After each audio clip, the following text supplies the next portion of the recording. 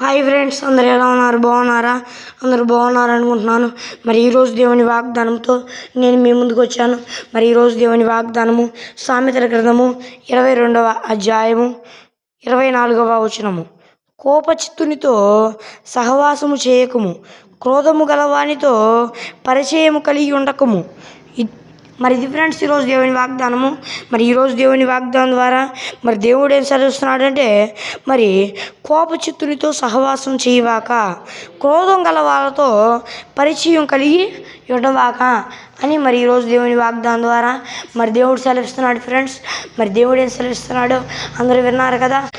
మరి దేవుడు ఏం సెలవిస్తున్నాడు అందరూ విన్నారు కదా. మరి కోపచిత్తునితో మనం సహవాసం చేయకూడదని మరి దేవుడు సెలవిస్తున్నాడు ఫ్రెండ్స్. అంటే మరి కోపచిత్తులు ఉంటారు, కొంతమంది కోపపడతా ఉండే వాళ్ళు ఉంటారు. మరి వాళ్ళతో జస్ట్ సువార్త కూడా చేయకూడదా అని చాలామంది అడుగుతూ ఉంటారు.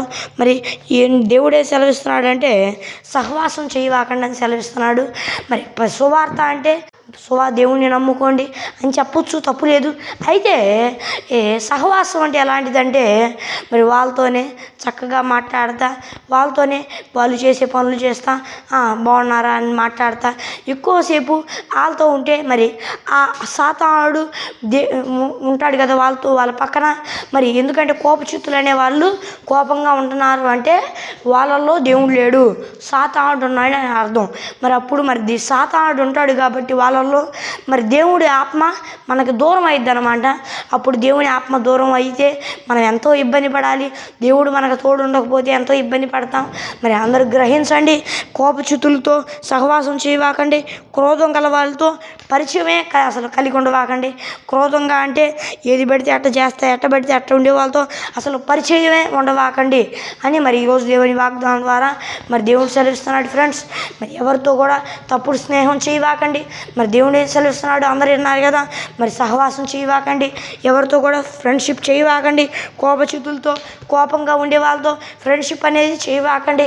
కావాలనుకుంటే అంతగా మీరు మాట్లాడాలి అని అనుకుంటే అది దేవుని సువార్త కొరకైతే మరి ఏదో 2 మాటలు మాట్లాడండి.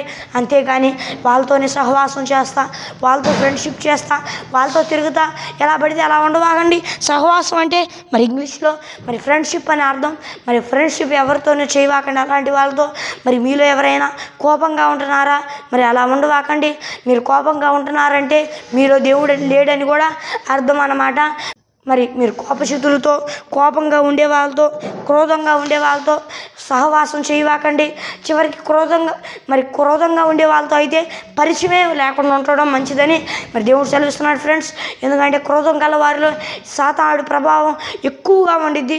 వాళ్ళు ఆ మనుషు మరి ఆ క్రోధం గల వాళ్ళు ఎక్కువగా వారు సాతానుడి ఆధీనంలో ఉంటారు.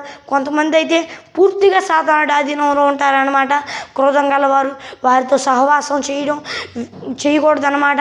అలాగే వాళ్ళతో పరిచయమే కలిగి ఉండడం తప్పు అని కూడా దేవుడు సెలవిస్తున్నాడు. మరి మీలో ఎవరైనా వాళ్ళతో పరిచయం పెట్టుకుందాం అని అనుకుంటున్నా, లేక వాళ్ళతో ఫ్రెండ్షిప్ చేద్దాం, వాళ్ళతో సహవాసం చేద్దాం అని అనుకుంటున్నా, చేయవాకండి. మరి దేవుడు ఎవరి కొరకు ఈ వాక్యాన్ని ఇచ్చాడో నాకైతే తెలియదు ఫ్రెండ్స్. మరి దేవుడు ఈ మాటలు మీతో సెలవిస్తున్నాడు. మరి మీలో ఎవరైనా కోపంగా ఉండంటే మరి కోపంగా ఉండవాకండి ఫ్రెండ్స్. అది సాతానుడి బిడ్డల లక్ష్యం. సాతాను బిడ్డలుగా ఉండకూడదంటే మరి మీరు దేవుణ్ణి వేడుకోండి. ప్రభువా, నేను సాతాను బిడ్డగా ప్రవర్తిస్తున్నాను, నేను సాతానుకి ఇష్టానుసారంగా బతుకుతున్నాను, నేను అలా ఉండకూడదు ప్రభువా, నీకు ఇష్టానుసారంగా బ్రతకాలి ప్రభువా అని దేవునికి ప్రార్థించండి. దేవుడు తప్పకుండా మీకు కృప చూపించి సహాయం చేస్తాడు. మరి ఇదే ఫ్రెండ్స్ ఈరోజు దేవుని వాగ్దానము. మరి చిన్న ప్రార్థన చేసుకుందాం.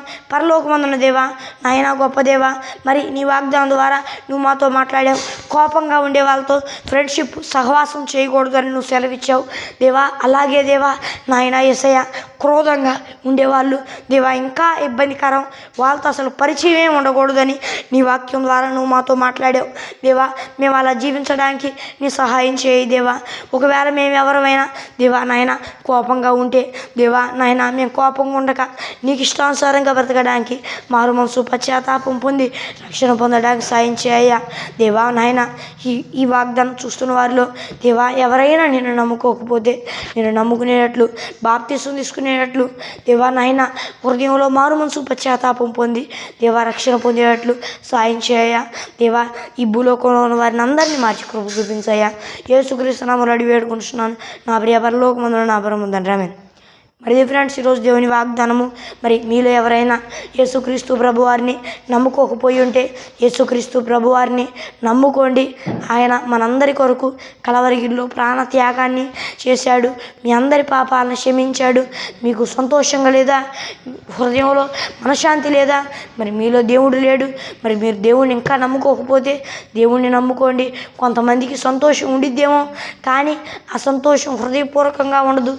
దేన్ని బట్టో దాన్ని బట్టి ఉంటా ఉండిద్ది. మీకు సంతోషంగా ఉండదు. మరి ఒక్కసారి దేవుణ్ణి ఆశ్రయించండి. దేవునిలో ఉండే ఆనందం, దేవునిలో ఉండే కృప, దేవుడు మీ పాపాలను క్షమించినప్పుడు మీ హృదయం ఎలా ఉంది అనేది ఒక్కసారి చూడండి.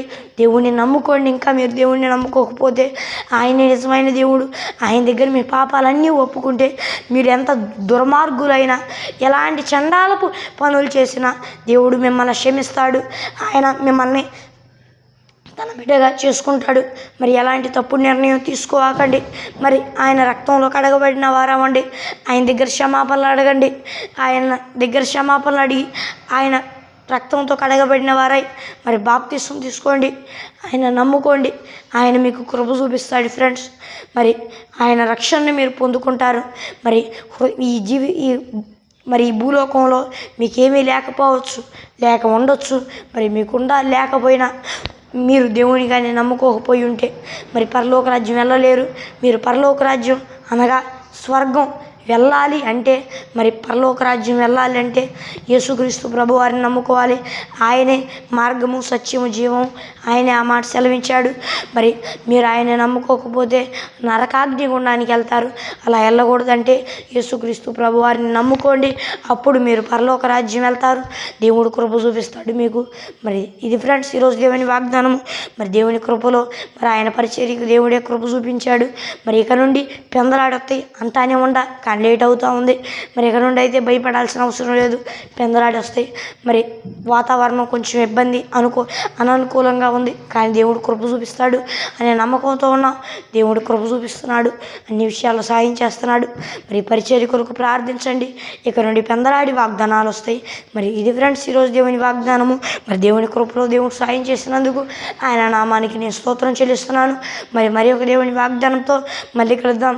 అంతవరకు దేవుని కృప ఆశీస్సులు మనందరికీ తోడై నడిపించును గాక. ఆమేన్. Praise the lord.